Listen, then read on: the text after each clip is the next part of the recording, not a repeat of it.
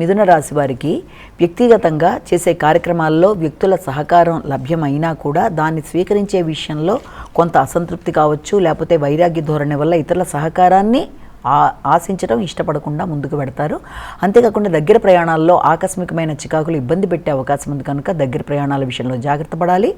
తర్వాత అన్ని రకాలుగా కూడా ఏదన్నా ప్రయాణాల విషయాలు, కమ్యూనికేషన్ విషయాలు, నిర్ణయ సామర్థ్యం విషయంలో కూడా తగిన విధంగా జాగ్రత్తలు తీసుకోవాలి. ముఖ్యంగా ఇష్టపడిన వ్యక్తులతో మాట్లాడేటప్పుడు కానీ, ఆత్మీయుల్ని సంప్రదించేటప్పుడు కానీ, లేకపోతే ఉన్నత స్థాయి వ్యక్తుల యొక్క సలహా సంప్రదింపు ముందుకు వెళ్ళేటప్పుడు కానీ ఏదో తెలియని నిరాశ, నిస్పృహలు, లేకపోతే దాంట్లో ఏదో రకమైన ఆటంకాలు కొంత ఇబ్బంది పెట్టే అవకాశం కనబడుతుంది.